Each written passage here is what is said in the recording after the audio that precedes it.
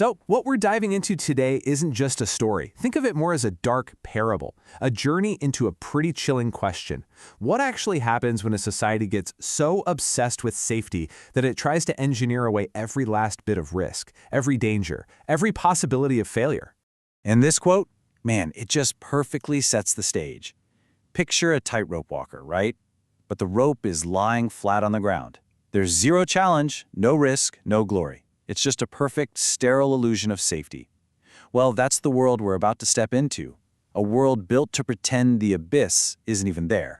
So who's the mastermind behind this perfectly safe, perfectly flat world? It's time to meet our main character, Salvio Pulido, and take a look at the gilded cage he's built so carefully. Now, this term, gilded cage, it's exactly what it sounds like. It's a prison that looks like a paradise. An unearned sanctuary. See, in Pulido's world, life isn't about thriving, it's just about not dying. Every potential adventure, every leap of faith is just swapped out for a predictable, managed insurance policy. Comfort is everything, and growth, well, growth is too risky. Think of the uncanny hook as that little spark inside you. You know, that drive for greatness, that nagging feeling that you could be more. Pulido's entire job is to blunt that hook. He sands down every sharp edge of human ambition, making sure nobody ever feels the pull towards something greater, something riskier than the boring script he's written for them. But you gotta understand, Pulido isn't just some bureaucrat who's bad at his job. No, he embodies a whole philosophy. He is the spirit of contempt.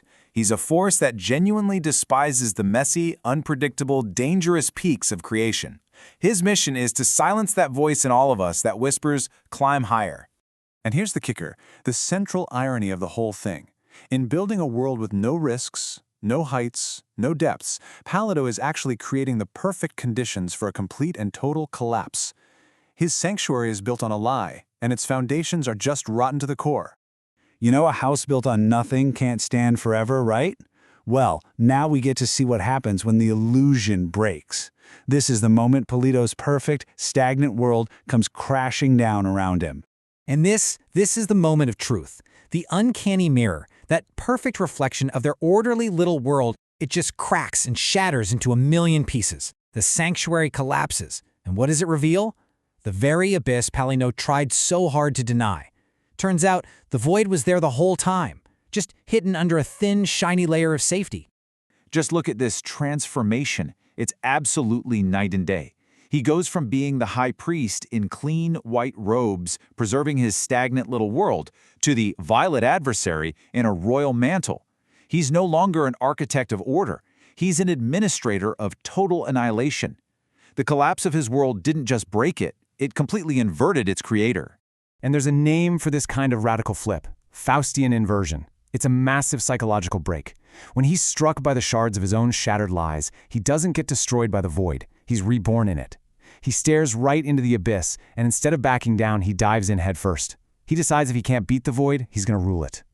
So who is this new version of Pulido? He's definitely not a priest of safety anymore. Oh no, he becomes the uncanny wanderer, a prophet of something way more sinister. His new philosophy is basically a gospel of exhaustion, what he calls the long tiredness.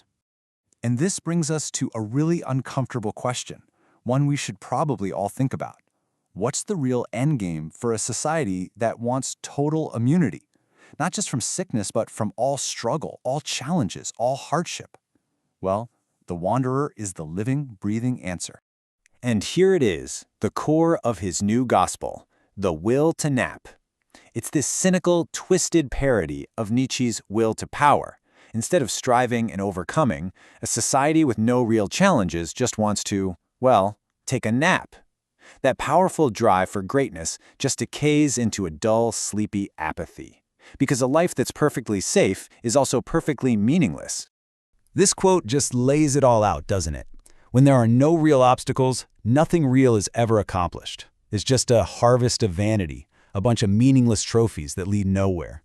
Just total spiritual stagnation. So how does the Wanderer spread this philosophy of fatigue? Well, he weaponizes it. He creates a new doctrine, a kind of anti-theology that's not designed to lift people up, but to keep them down. Let's dig into what he's preaching. Just look at these ideas. Each one is like a poison dart aimed right at the human spirit. He teaches that your soul is a glitch, that your unique identity, it's just fuel for the machine, what he calls lunch, that freedom is too heavy for anyone to actually carry. He paints growth as a crime, and strength as a form of evil, all to convince people that greatness is a waste of time, way too expensive for a world that just wants tiny, simple pleasures. And it all leads to this, his grand finale, his terrifying mathematical proof, the logic of zero. It's his nihilistic argument that no matter what you do, who you are, or what you create, love, courage, ambition, it all cancels out in the end, it all equals nothing. The perfect reason to just give up. But the wanderer's journey isn't quite over. He climbs to what he thinks is the top, a position of ultimate knowledge. But what he finds there is the one thing he can't escape, a final, brutal confrontation with himself. Up on these desolate crags, he meets a figure called the Grimgrash, who's basically the embodiment of hard, heavy truths. And the Grash just laughs at him. He tells him his fancy royal robe isn't a symbol of power. It's just a flimsy shield he's using to hide from the blinding sun of real self-awareness. And bam, there's the gut punch. The peak he thought he'd climbed, it was an illusion. Just a reflection of the same stagnant valley he started in. He never escaped the gilded cage at all. He just redecorated it. He didn't rise above anything. He just traded one prison for another. And it's here, in this moment, that he finally understands the concept of Untergang. See, real transformation doesn't come from climbing above it all. It comes from going under, from descending into the chaos, from the painful process of overcoming yourself. His true path wasn't to be a king on a mountain, but to fully embrace his own fall. So, what's his final purpose then? If he's not a creator, not a king, what is he? Well, this brings us to the final paradoxical twist in his journey. He becomes the necessary destroyer, the indispensable shadow. And his purpose, in the end, is threefold. First, he has to clear away that whole field of vanity, all the pointless stuff from the world of comfort. Second, he has to totally dismantle the gilded cage that he himself built. And third, and this is the craziest part, his act of total destruction is what prepares the soil. By turning everything to ruins, he creates the space necessary for something new, for the Overman to finally rise from the rubble.